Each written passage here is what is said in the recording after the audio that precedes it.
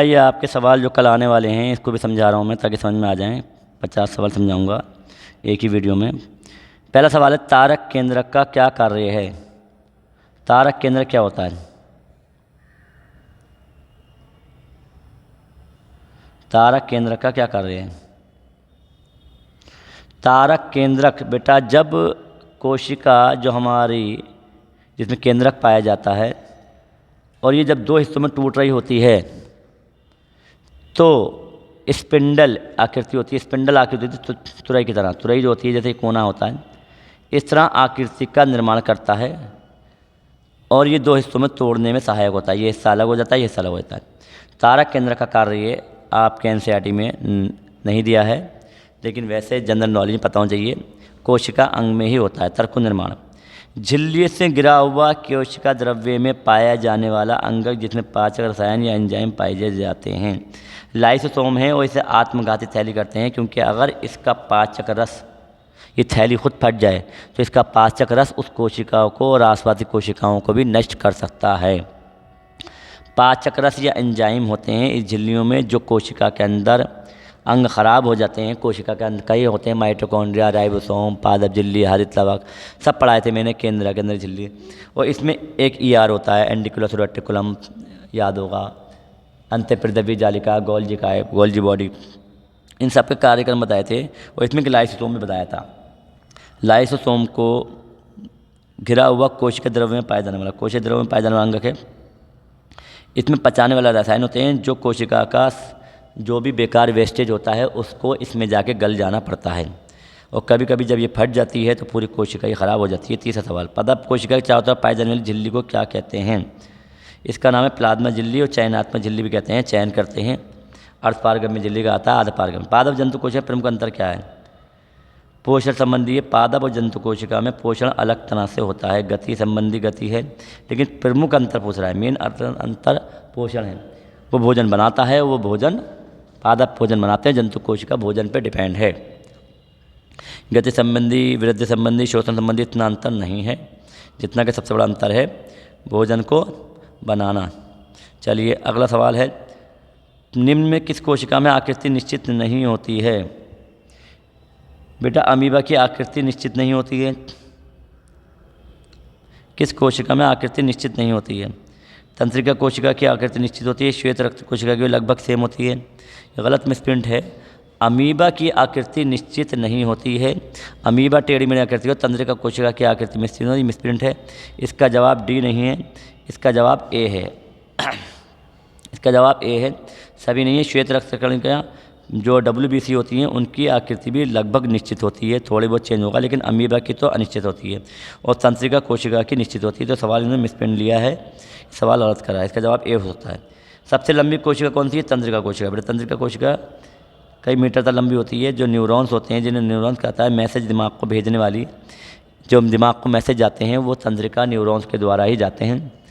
ये सबसे लंबी कोशिका है अब तक की ज्ञात। सबसे बड़ी कोशिका कौन सी है? अंडा है शत्रुमुर्ग का। सबसे बड़ी कोशिका शत्रुमुर्ग का अंडा है, जो कि एक सामान्य मुर्गी के अंडे के सबसे बड़ी 24 गुना बड़ा होता है। कितना बड़ा होता है? 24 गुना। सबसे बड़ी कोशिका, बड़ी बोल रहा हूँ, लंबी नहीं, लंबी लंबाई, लंबी कोशिका कौन सी है? तंत्रिका। कौन तीन से मेल नहीं खाता? ER, Golgi, plastic, lysosome. ER एंडिकुलस रेटिकुलम होता है, गोल्जी का है, बॉडी को उसको लेके जाता है, लाइसोसोम वहीं पर होता है। प्लास्टिड बिल्कुल अलग होते हैं। प्लास्टिड वो होते हैं जो रंग प्रदान करते हैं और बाकी एक दूसरे से कनेक्ट हैं। ER, गोल्जी और लाइसोसोम। गोल्जी को प्रोटीन बनाता है, ER भी प्रोटीन बनाता है, गोल्जी को प्रोटीन देता है, प्रोटीन में पैकिंग की जाती है और लाइसोसोम सब बॉडी को भेजा जाता है। लेकिन लाइसोसोम उनको बचे हुए पदार्थों को पचा देता है, लेकिन प्लास्टिड कलर देते हैं, रंग प्रदान करते हैं। अगला सवाल आता है, प्रोकैरियोटिक कोशिकाएं दो टाइप होती हैं, प्रोकैरियोटिक और यूकैरियोटिक। प्रोकैरियोटिक मतलब जिनमें अंग नहीं होते हैं सुव्यवस्थित कोशिका के। यूकैरियोटिक जिसमें कोशिका के अंग सुव्यवस्थित होते हैं। तो प्रोकैरियोटिक कोशिकाएं सिंगल सेल भी कहलाई जाती हैं। इनमें क्या नहीं होता है? इनमें कुछ भी नहीं होता है, ना राइबोसोम होता है, ना केंद्रिका होती है, ना केंद्रक सुव्यवस्थित होता है। सभी जवाब है। कोशिका झिल्ली में नहीं पाए जाते हैं। कोशिका झिल्ली में अंदर प्रोटीन भी होता है वसा का लेवल बना होता है, सीलिया भी होते हैं, बाल भी रोए में होते हैं। क्रिस्टी माइटोकॉन्ड्रिया पाए जाते हैं। क्रिस्टी अंदर के उभारू कहते हैं, और ये माइटोकॉन्ड्रिया इस तरह का होता है, उसमें उभार होते हैं। कोशिका झिल्ली में पाए जाते हैं। फ्लैगेला, डेम्सोमोस, पुरुजीवन सभी पाए जाते हैं। थोड़ा टिपिकल सवाल है, आउट ऑफ कोर्स से नहीं आएगा। तारक काय पाया जाता है? मैंने कहा था कोशिका द्रव्य में पाया जाता है, अभी पहला सवाल था। इलेक्ट्रॉन सूक्ष्मदर्शी का अधिकतम आवर्धन कितना है? करीबन कई लाख गुना होता है, 2 लाख गुना तक लिखा है, और इससे ऊपर के भी इलेक्ट्रॉन सूक्ष्मदर्शी का शिकार हो चुका है, 2 लाख गुना के आसपास होता है। गुना, गुणा मतलब गुना। सेल शब्द की उत्पत्ति संबंधी वैज्ञानिक का नाम कौन है?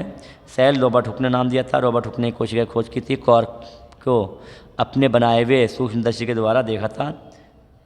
ER जुड़ा रहता है, जुटा नहीं रहता है, जुड़ा रहता है, मिसप्रिंट है, ये जुड़ा रहता है। ER गोल्गी काय से जुड़ा होता है, कोशिका झिल्ली से जुड़ा होता है, केंद्र झिल्ली से जुड़ा होता है। सभी को प्रोटीन की तरह पैकिंग, प्रोटीन की जो पैकिंग होती है, जो पदार्थ बनाया जाता है राइबोसोम के जरिए, उसको गोल्गी काय में पैक करता है और ER के द्वारा भेजा जाता है। गोल्गी, कोशिका झिल्ली, दिल्ली, सभी जगह। नेक्स्ट सवाल है, निम्न में से किसका विकास पहले हुआ है? सीधी बात है, माइटोकॉन्ड्रिया को पावर हाउस कहा जाता है। क्या कहा जाता है? तो सीधी बात है, सबसे पहले पावर हाउस ही पावर ही मिली होगी, जब भी कुछ पार्ट काम करेंगे। गोल्गी काय तो बाद में, केंद्रक बाद में, लाइसोसोम, लेकिन पहले माइटोकॉन्ड्रिया बना होगा जिसने पावर का निर्माण करा होगा। तो सबसे पहला अंग हमें प्रतीत होता है, पहले हुआ है नहीं, पहले होता हुआ दिखाई दे रहा है। कोई ऐसा नियम, कायदा, कानून नहीं है। निम्न में किसका विकास पहले होने की संभावना ज़्यादा है? तो माइटोकॉन्ड्रिया का होने की संभावना ज़्यादा है। F0, F1 कणों में ऐसा क्या होता है कि ATP का संश्लेषण होता है। ATP का संश्लेषण ऊर्जा के रूप में होता है, और ऊर्जा को प्रोटीन के द्वारा प्रोटीन अलग करते हैं। F0, F1 कणों में प्रोटीन पंप होते हैं जो प्रोटीन को अलग करते हैं। ATP एडेनोसिन ट्राइफॉस्फेट होता है, ADP एडेनोसिन डाइफॉस्फेट होता है। इसमें 2 फास्फेट कण होते हैं, इसमें 3 फास्फेट कण होते हैं। ADP से जब फास्फेट जुड़ता जाता है तो ऊर्जा सिक्कों का निर्माण होता है, जिसे ATP कहा जाता है, और ADP से निर्माण नहीं होता है। प्लास्टिड के प्रकार क्या होते हैं? प्लास्टिड कई रंग के होते हैं, क्लोरोप्लास्ट, कलर वाले, एल्यूरोप्लास्ट, एमाइलोप्लास्ट, सब अलग अलग रंग के हैं। ये एमाइलोप्लास्ट तेल वाले होते हैं और सफ़ेद वाले होते हैं, सभी हो गए। प्रोप्लास्टिड रूपांतरित हो जाते हैं प्लास्टिड से पहले वाले। प्रोप्लास्टिड, जो प्लास्टिड से पहली वाली संरचना है, वो क्लोरोप्लास्ट या क्रोमोप्लास्ट या ल्यूकोप्लास्ट में बदल देते हैं। ल्यूको मतलब वाइट वाला, क्रोम माने कलर वाला, और क्लोरो माने हरा वाला। क्लोरो हरा रंग है, क्रोमो कलर है, और ल्यूको वाइट है। ये सब प्लास्ट में बदल जाते हैं।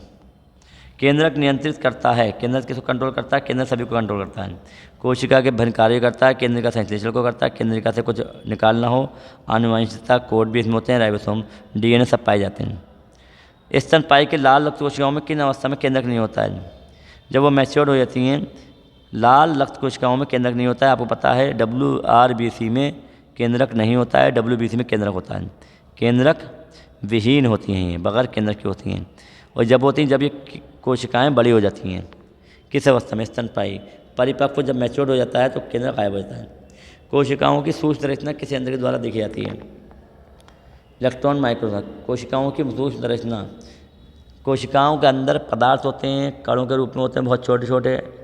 इलेक्ट्रॉन सूक्ष्मदर्शी के द्वारा दिखाएंगे। माइक्रोस्कोप से सिर्फ जीवाणुता देख सकते हैं, कोशिका देख सकते हैं, कोशिका के अंदर नहीं देख सकते। अगर कोशिका के अंदर अंग देखने की कोशिश करेंगे तो इलेक्ट्रॉन माइक्रोस्कोप के द्वारा देखा जाएगा।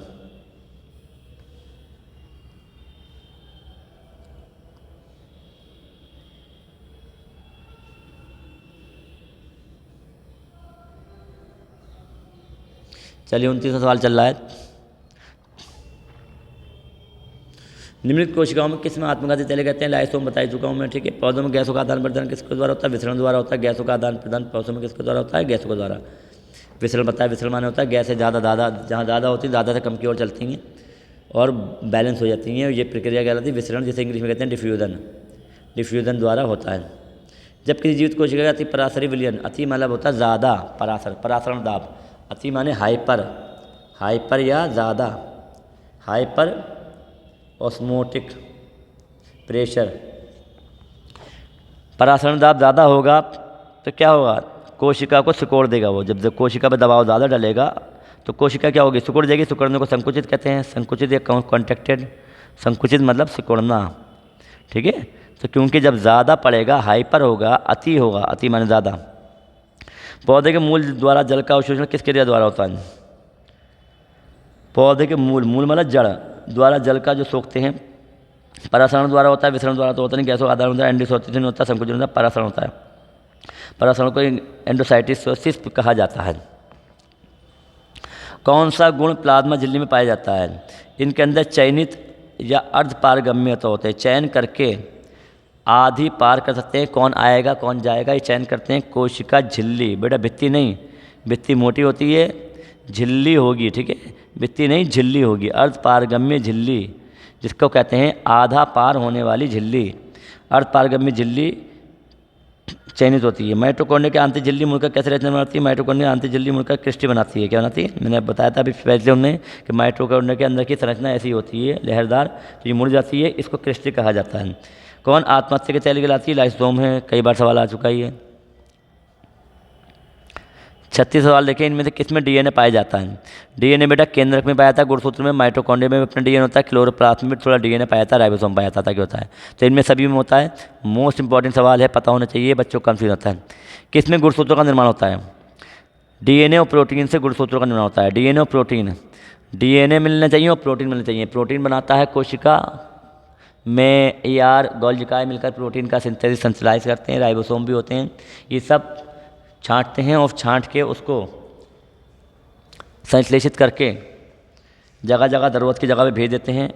डीएनए और प्रोटीन किसकी उत्पत्ति सबसे बाद में हुई? सबसे बाद में कहना है केंद्रक झिल्ली की उत्पत्ति हुई है। चलिए